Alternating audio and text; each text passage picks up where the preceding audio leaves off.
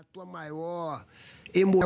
tua maior emoção nessas corridas todas aí? Qual foi assim aquela corrida que você ganhou? Você falou, meu irmão, essa pra mim foi aquela que eu nem... A top. Eu pensei que não ia nem ganhar, sei lá, o bagulho.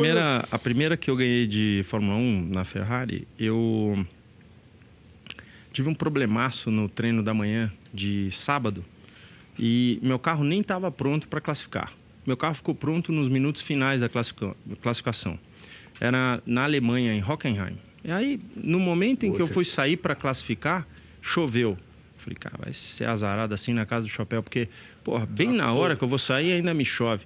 Só que, qual que é? Aí, depois de tudo isso, eu comecei a mentalizar muito mais o positivo. Que aí eu falei, se você pensar, pô, que azar ter chovido na hora do cara.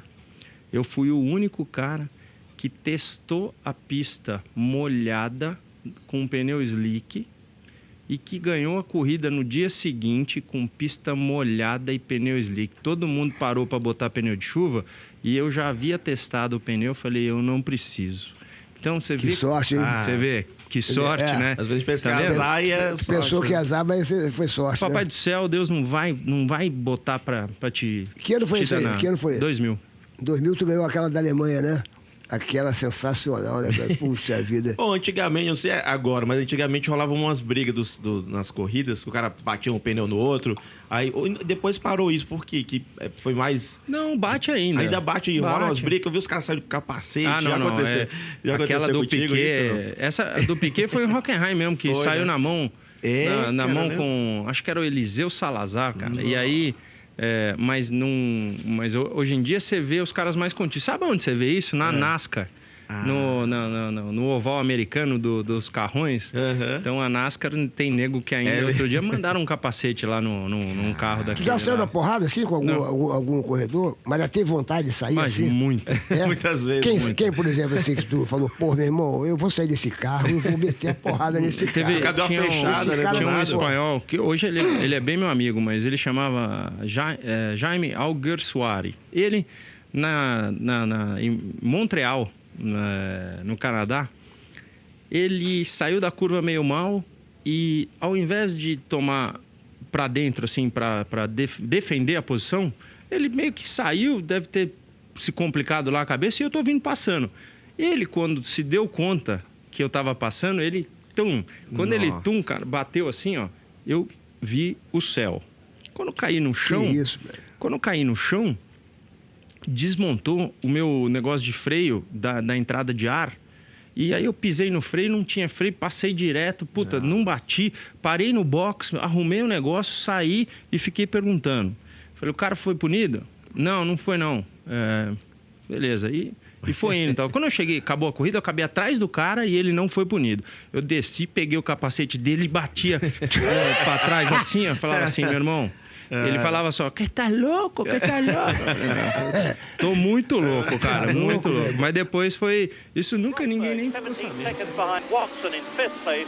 Michele Alboreto, 6 seconds behind Rosberg in 7th place. In 6th position, and out goes Piquet. My goodness, it seems that the Brabhams are fated, and he has hit Eliseo Salazar, and he's furious. The Brazilian and the Colombian driver, I couldn't help it, said, and take that, oh my goodness. Well, Nelson Piquet, understandably livid with rage. He has seen his chances of winning the German Grand Prix literally spin out, and there's Bernie Ecclestone maybe being told, Eliseo Salazar, we only saw the tail end of it, but obviously at the chicane, Piquet out, Salazar out, and that means to say that Patrick Tambay in the Ferrari leads his first Grand Prix. Yes, and that really is a tragedy. Piquet, of course, is absolutely serious, and I don't blame him. To be pushed out by an inexperienced back marker is really a tragic way to lose a Grand Prix. It's happened to most of us. A lot of drivers, one time or another. Here we see how it happened. Piquet going up the inside to overtake Salazar. Salazar just driving into him. I mean, it's absolutely ridiculous. Quite what Salazar thought he was doing, and I have to say that is an absolute disgrace by Salazar, and I'm just about as angry as I think Piquet is, because he's robbed us of the only interest in the race. Cale make his move. He comes to the inside. Donnie Allison throws the block. Cale hits him. He slides. Donnie Allison slides. They hit again. They drive into the turn. They're hitting the wall. They're head on the wall. They slide down to the inside. And there's a fight between Cale Yarborough and Donnie Allison. The tempers overflowing. They're angry. They know they have lost. And what a bitter defeat. The drag race is on, and Nemechek puts Cole Custer into the wall. They both stay on the throttle. Cole Custer did not like the way that race ended. Got taken out. He hit me going into the second to last corner, and he hit me again. So I don't know what else to do. That's how it is, I guess. And as Harvick tried to straighten his car up, it just turned right and shot into the wall and wrecked hard. But you have seen how fenders and tempers can fly here at Bristol. You know, I always said Greg Biffle was a good guy, but he's about the most impatient thing. I'll be waiting when he comes in here. And this is Kevin Harvick going after Greg Biffle. And it's just Bristol, that's just racing, you know. I know there'll be some fans mad at me for doing it, but I mean, I didn't do it on purpose. That's just racing at Bristol, hard short track racing.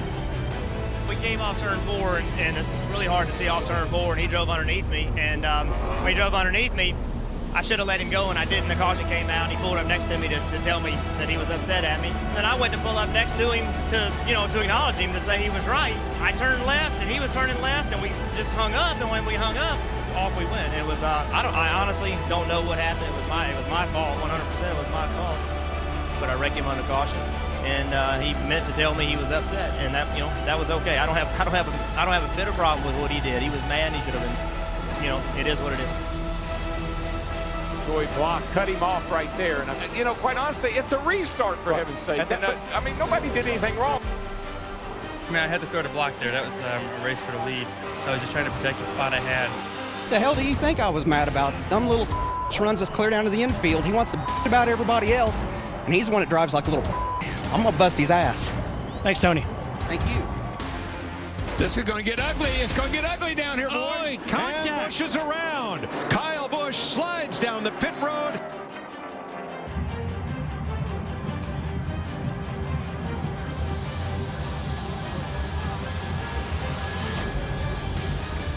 And there's trouble on pit road.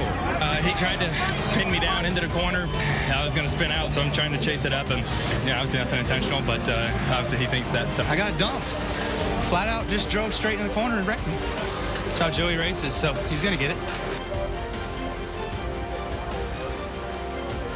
I showed him his displeasure on the cool-down lap, and I brake checked him down the back stretch to give everyone the whole story.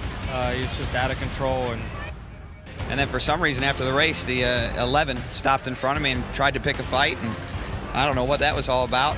And he swung and hit at my car, so I figured if we're going to play car wars and are yelling after the race, I'll join too. So The race is over. Try to come back to pit road. If you want to come and talk about it like a man, go do that. But try to wreck somebody on the racetrack and then come down pit road with other cars and people standing around with my seatbelts off and driving aside of me is just unexcusable. There's no excuse for that. Those guys can dish it out, but they can't take it. And I gave it back to them, and now they want to fight. So I don't know what's up with that.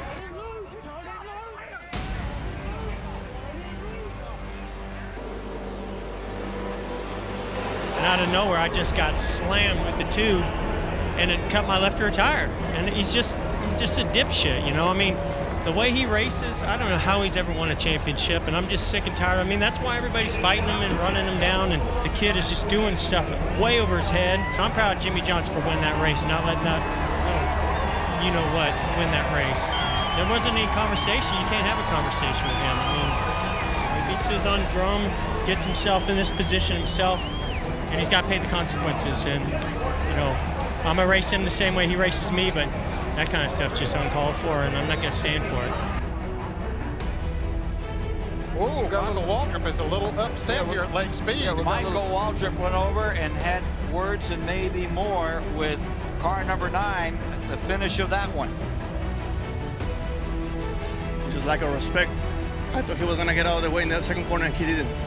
And I almost wrecked him, and then he was disappointed because I was trying to wreck him afterwards, but that's our racing. Just unfortunate, he was upset that held him up on his good lap, and then he tried to crash us, and I just didn't appreciate it.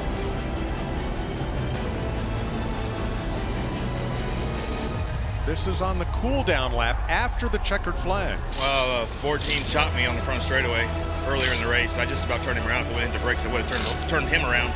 And then after the race, I just went up and tapped him in the back, let him know I didn't appreciate the way he raced me, and then he body slammed me. Then I hit him back a little bit on the back straightaway, and then he just cut across my nose in turn 3. So doesn't take much of a man to try to fight somebody with a helmet on. I think he should be embarrassed of himself. I don't know what the hell his beef was. I pull up next to him, and he dumps me in the 4th. Where I come from, you get poked in the nose for that. That's what he got.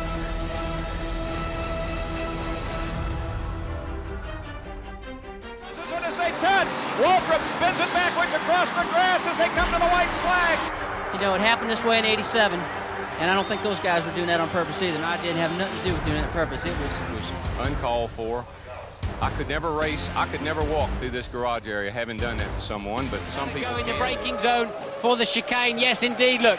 He's gone up the inside and just couldn't slow down, and no problem. It's not Raikkonen's fault, all Barrichello's fault. Raikkonen perfectly